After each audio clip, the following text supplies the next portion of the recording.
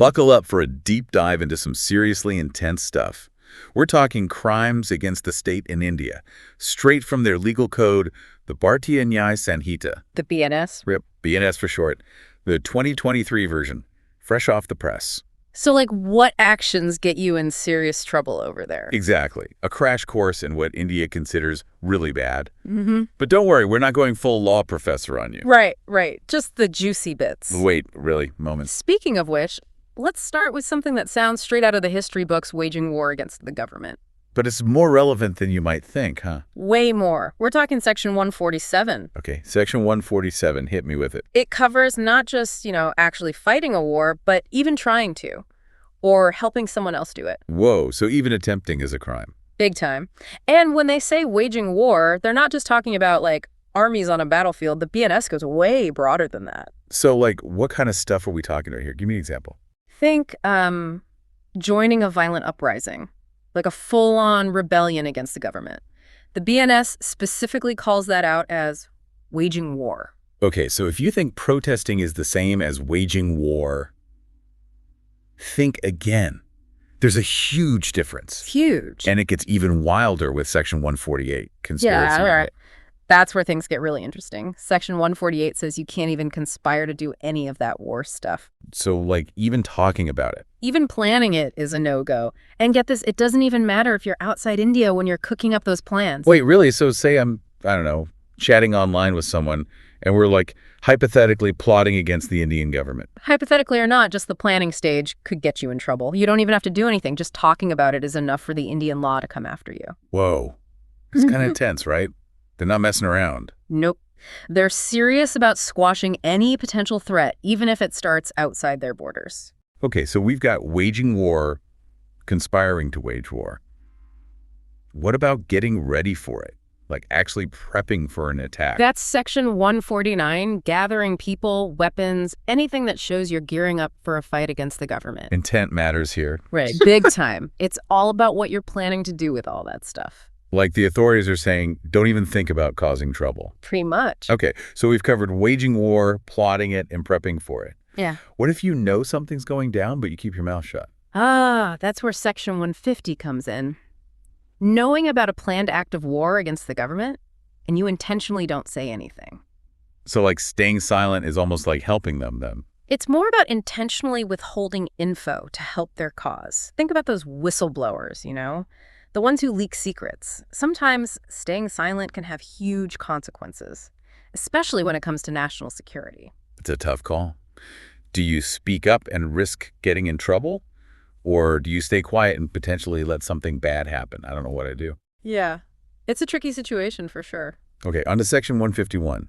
This one's about the big guys, the president and those state governors, right? Yeah. What kind of protection do they get? This section says you can't try to force them to do anything or not do something. No threats, no force, nothing. They got to be able to do their jobs without someone trying to strong-arm them. So you can disagree with the government, you can protest. Yeah. But you can't just, bully them into doing what you want. Exactly. It's about protecting the democratic process. Even if you don't like the outcome, you got to respect the process. Absolutely. Which brings us to, something that's a hot topic everywhere these days. The whole words can be weapons thing, how speech can incite violence and all that. You're talking Section 152. This one dives deep into that. Speech that encourages rebellion, separatism, anything that threatens India's unity, basically. Yeah. And we're not just talking about spoken words here. Think written stuff, signs, online posts, even financial support. So where do you draw the line between free speech and, dangerous talk? It's a debate everyone's having right now. The BNS tries to address that, actually. It specifically says that criticizing the government is totally fine, part of a healthy democracy. But when those words are used to incite illegal activities, that's where they draw the line. So you can speak your mind, even if it's against the government. But if you're trying to get people to do something illegal, that's where it crosses the line. It's all about finding that balance between protecting free speech and keeping the country safe. Exactly. India's dealing with that same challenge as everyone else. So up until now, we've focused on crimes that happen within India. Yeah. But Section 153, that goes beyond the borders, right? Yep. This one's about waging war against any country that's at peace with India. So if India's cool with another country, you can't go pick in a fight with them. Nope. And just like before, It covers trying to wage war and encouraging it, too. It's about intent and influence, not just actions. It's like a reminder that India's laws aren't just about what happens inside the country. They care about keeping the peace internationally, too. Big time. And speaking of international incidents, there's this word, I haven't heard it since I was a kid watching pirate movies. Depredation. What does that even mean? Yeah, sounds a little dramatic, right? But it basically means raiding or plundering another country's territory. And under Section 154, it's a big no-no. Even preparing for it is illegal. So much for those pirate fantasies, huh? India doesn't play around when it comes to protecting other countries. And if you think you can just sit back and profit from someone else's war crimes or that depredation stuff, well, guess what? The BNS thought of that, too. Oh, yeah. Section 155, you can't knowingly buy or benefit from something that was stolen during those illegal activities. You can't just look the other way and cash in on someone else's bad deeds. Nope. Accountability matters, even if you weren't directly involved. It's interesting, though, a lot of these sections seem to be about preventing conflict before it starts. Yeah. Like they're trying to stop these things from happening in the first place. That's a really good observation. It's like they're saying, let's not wait for things to blow up. Let's try to stop them before they even get started. Makes sense, right? Cleaning up the mess after a war or rebellion is way harder than stopping it before it happens. Way harder. Okay, so moving on. Looks like the next few sections get into a pretty specific topic. Prisoners. You're talking about sections 156, 157, and 158. Those are the ones. And they're all about state prisoners and prisoners of war. Exactly. These sections lay out some really specific rules about keeping those prisoners locked up tight. No escapes allowed. Makes sense. Those are the folks whose escape could really cause some major problems. Big problems. So break it down for me. What exactly do those sections cover? Let's dive into the nitty-gritty. So we're talking about those sections, 156, 157, and 158, all about keeping those state prisoners and prisoners of war under lock and key. Right, those high-profile prisoners. What happens if they do manage to escape? Well, those sections lay out different levels of severity, you know. Like if a guard accidentally lets someone slip. Oops, my bad. Yeah, not great, but it's different than if they did it on purpose. Intentionally helping them escape. Exactly. A guard doing that. That's bad news. And then there's section 158, which is about anyone who helps a prisoner escape. Whether you're breaking them out, hiding them after, any kind of assistance. So like those prison break movies, where there's always someone on the outside helping. The BNS is like, nope, not going to happen here. Helping a prisoner escape, especially one of these high security types, is a huge offense. They're not taking any chances. Not a single one. But it's not just about those high-profile prisoners, right? The BNS also talks about escapes in general. You're talking about section 162? That's the one. Yeah, that's about any prisoner escaping because, well, a public servant messed up, someone wasn't doing their job right. Or guards not paying attention, being careless. And a prisoner takes advantage. That guard could face consequences under this section. It's all about making sure those in charge of prisoners are, well, in charge. It's like a reminder that even if it's not a state prisoner, any escape is still a failure of the system, a security breach. Exactly. Doesn't matter who the prisoner is, an escape is a serious deal. Makes you wonder what happens to the prisoners themselves if they escape. Oh, the BNS definitely doesn't just let them go free. Section 166, escape from confinement or custody, straight up, it's a crime. No matter what they were in for originally. Doesn't matter. You escape, you're in bigger trouble. Simple as that. Don't try to escape. Exactly. The consequences are laid out clear as day. But remember those folks we talked about before? Ones who might be tempted to help someone escape? The accomplices, yeah. The BNS has something to say about them, too. Lay it on me. Section 167. It's all about rescuing or harboring escaped prisoners. Help someone break out. Hide them after they're gone. You're going to be in trouble, too. No free passes. You help someone escape, you're just as guilty. Right on. And they take it even further with Section 168. This one's about when a public servant, like a guard, intentionally helps a state prisoner or prisoner of war escape. Okay, now that's just messed up. We were talking about negligence before, but this is like betrayal. Right. These prisoners are considered a serious risk to national security, so this kind of escape, it's a huge deal. It's not just someone getting out of jail, it's potentially putting the whole country at risk. Exactly. So the BNS doesn't mess around with that. But, you know, we've been focusing a lot on these escapes and violence and threats. Are there other things that could get you in trouble for undermining the government? Something a little less action movie-ish. Exactly. Like, what about things that corrupt the government from within? Like, say, a public servant who uses their position to, I don't know, make some extra cash on the side. Interesting. I hadn't thought about that. It's all about keeping things honest. There's Section 169, for instance. Public servant unlawfully buying or bidding for property. Sounds kind of random, right? A little bit, yeah. But it's all about preventing corruption. So, like, if a government official uses their insider knowledge to get a sweet deal on a property. Bingo! Can't do that. They got to act in the best interests of the people, not their own wallets. Public trust is so important, and stuff like that just makes people lose faith in the government. Absolutely. It's all about integrity and transparency. And speaking of appearances, let's say, the BNS even has something to say about impersonating a public servant. Wait, really? So it's not just what you do, it's who you pretend to be. Exactly. Section 170 sounds like something out of a movie, right?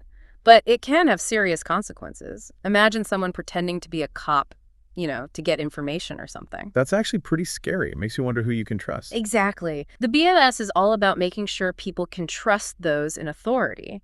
And it's not just about impersonating someone either. Section 171 goes even further. Wearing a uniform or carrying something that makes you look like a public servant. If you're doing it to trick people, it's a no-go. So you can't just dress the part. You can't use those symbols of authority for your own sneaky purposes. Nope. It's about respecting those symbols. It's fascinating how all these sections kind of build on each other.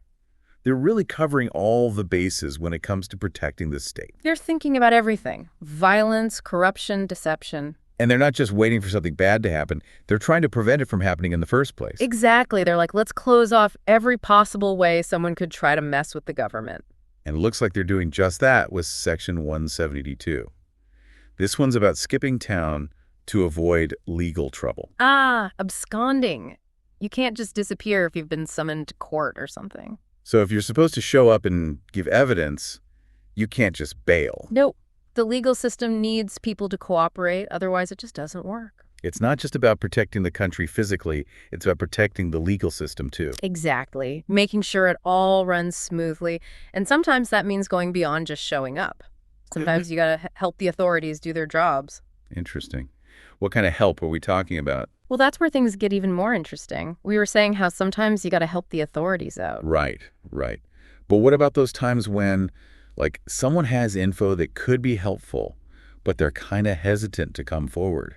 Maybe they're scared or something. It's a tough spot. Wanting to protect yourself versus doing what's right. And the BNS actually addresses that head-on with Section 174. Okay, Section 174, what's that about? Obstruction of lawful apprehension. Basically, if the police are trying to arrest you and it's all legal and above board, you can't resist. So even if you think you're innocent? Doesn't matter. Fighting back just makes things worse. Adds another charge on top of whatever else they're after you for. Got it. So cooperate with the cops even if you think it's a mistake. Exactly. Gotta respect the process even when you're stressed. And that respect goes beyond your own arrest. We're talking Section 175 now. This one deals with obstructing a public servant, like when they're doing their job. Okay, so if you see someone getting arrested and you jump in to interfere, even if the cop's doing everything by the book, that's what this section is trying to prevent. Yeah. You can't just get in the way of a public servant doing their duty. It's like maintaining order, upholding the law. It's everyone's responsibility, not just the cops. Exactly. Sometimes you got to step up and do your part. And sometimes that means giving the authorities information, even if it's not about a crime necessarily. Huh. Okay. Give me an example. Section 176 covers this. When you're legally required to give notice or info to a public servant. Think, like if you witness a hit and run. Oh, yeah, you got to report that. Exactly. It might not always be easy. Sometimes people don't want to get involved. But the BNS is like, hey, being a good citizen means helping out when you can. Makes sense. Protecting the state. It's a team effort. Yeah. Right. We touched on this a bit earlier. But what about just being straight up honest with the authorities? The BNS is all over that. Section 177, furnishing false information. Lying to a government official, knowing it's a lie. That's a crime in itself. Yeah, because they're making decisions based on that info, right? If it's bogus, it messes everything up. Totally. And that need for accuracy, it's huge in legal stuff, too. Like Section 178, refusing to take an oath when a public servant asks you to. So if you're in court, you can't just refuse to swear to tell the truth. It undermines the whole system. Got to be honest when it matters most. And they take it a step further with Section 179. Refusing to answer a public servant who's allowed to question you. So, like, a cop is interviewing you. You can't just clam up. Nope. Gotta cooperate. Of course, you have rights. You don't have to incriminate yourself or anything. But in general, you gotta answer their questions. Otherwise, it just looks like you're hiding something. Exactly. It hinders the investigation. It's all about making sure the system works right. Everyone playing by the rules, being honest. That's the idea. And to keep things transparent, there's Section 180. This one's about refusing to sign a statement you gave to a public servant. Like, you said something, but then you won't put your name on it. Yeah, that's kind of shady. Like you're changing your story or something. Exactly. It's about making sure there's a clear record of what happened. But the BNS goes beyond just individual interactions, too. It also covers actions that, like, disrupt official stuff or threaten public order. Okay, so not just one-on-one situations, but stuff that affects everyone. Right. Like, imagine a cop is directing traffic after an accident. Got to keep things moving. Exactly. But if people just ignore the cop's instructions, chaos. Well, Section 181 covers that. Disobeying a lawful order given by a public servant. It's about respecting those who are trying to keep things safe and orderly. Right, we need some kind of order. Otherwise, it's just a free-for-all. Totally. And that concern for public order, it goes even deeper. Like, what about someone who lies to the cops to get someone else in trouble? Oh, wow. Intentionally trying to cause harm. Exactly. Section 182 deals with that. Giving false info to a public servant with the intention of causing harm to another person. It's messed up because you're weaponizing the system, you know? The law is supposed to protect people, not be used to hurt them. That's dark. It is. But it shows how seriously the BNS takes this stuff. Okay, so we've seen a lot of examples.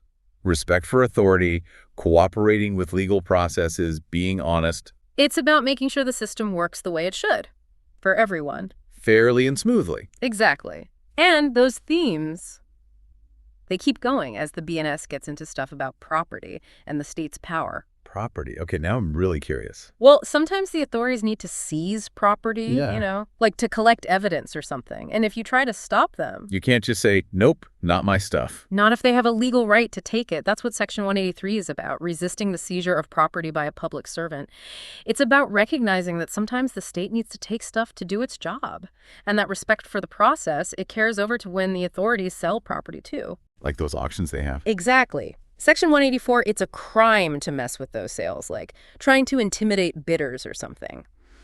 And on the flip side, Section 185 deals with illegal purchases or bids, like trying to cheat the system to get a good deal. So it's a two-way street. The authorities got to play fair, and the people participating in those sales got to play fair too. Exactly. It's about a level playing field.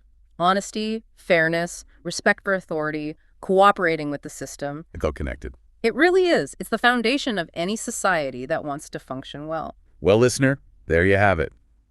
A deep dive into India's Bhartiya Nyay Sanhita. We've covered a lot, from waging war and escaping prison to things that might seem smaller, like lying to an official or refusing to answer questions. It's all about what actions threaten the state and how India's legal system deals with them. We got a glimpse into how India protects itself, how they balance individual freedom with the need for order and safety. It's a complex system. For sure. And like we saw, it's not just about punishing people after they do something wrong. It's about preventing those things from happening in the first place. Cooperation, transparency, accountability. That's what the BNS is all about. It makes you wonder, how do other countries handle these same issues? That's something to think about. But for now, we got to wrap up this deep dive. Thanks for joining us, and let us know what you think about that balance. Individual rights versus the power of the state. It's a conversation that's happening everywhere.